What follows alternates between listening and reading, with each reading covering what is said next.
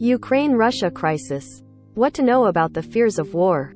Thousands of Russian troops are engaging in sweeping maneuvers in Belarus amid intense diplomacy to prevent war breaking out between Russia and Ukraine. The Hague, Netherlands, in a grim backdrop to intense diplomacy aimed at preventing war between Russia and Ukraine, thousands of troops sent by Moscow to Belarus engaged in military drills. Convoys of Russian anti-aircraft missile systems rumbled along snow-covered roads as part of the maneuvers. Meanwhile, more NATO forces also are on the move, heading to the alliance's eastern borders, while Britain is putting 1,000 troops on standby to respond to a possible humanitarian crisis in Eastern Europe if Russia invades neighboring Ukraine and fighting breaks out. Russia has concentrated more than 100,000 troops near Ukraine's border, but says it has no invasion planned.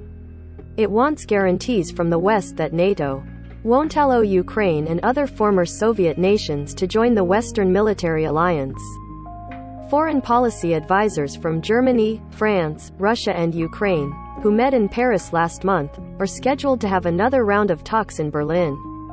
They are expected to try to reach a common interpretation of a 2015 peace agreement that helped end full-scale hostilities between Ukrainian forces in Russia-backed separatists in eastern Ukraine. Here's a look at what is happening where and why. Boris Johnson at NATO, then Poland. British Prime Minister Boris Johnson and NATO Secretary-General Jens Stoltenberg warned Thursday that Russia's ongoing military buildup near Ukraine poses one of the biggest threats to European security in recent memory. This is probably the most dangerous moment, I would say, in the course of the next few days, in what is the biggest security crisis that Europe has faced for decades, and we've got to get it right, Johnson told reporters at NATO headquarters in Brussels.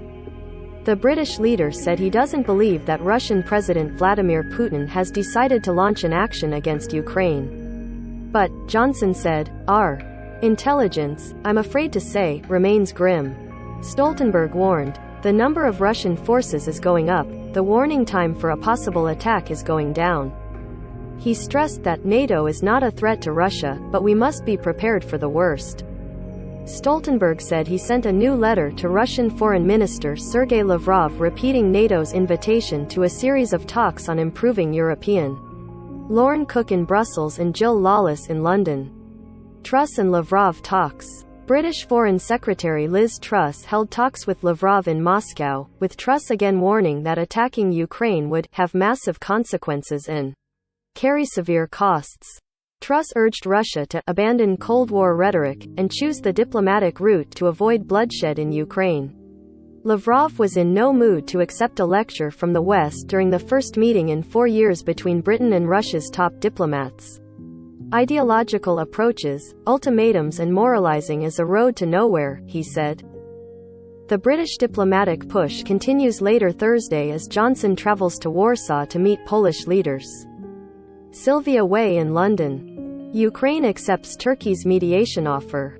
Turkish Foreign Minister Mevlut Cavusoglu says Ukraine has accepted Ankara's offer of mediation to reduce the tensions with Russia, while Moscow has not ruled out the idea.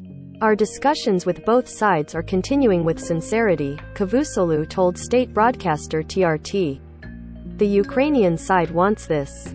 The Russian side has not closed the door, but we will still have contacts with them. Without naming any countries, Cavusoglu also criticized some Western diplomatic efforts, saying they were stoking tensions instead of easing them.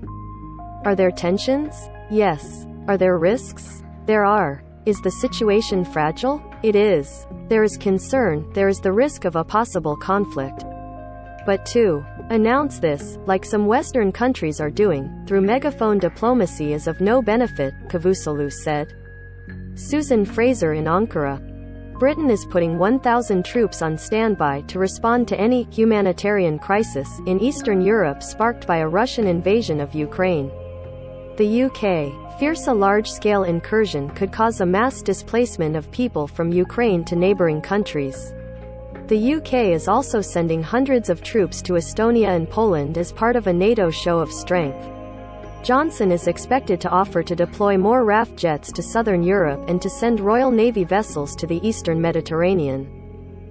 Follow all AP stories on the crisis over Ukraine at https://apnews.com/hub/Russia-Ukraine.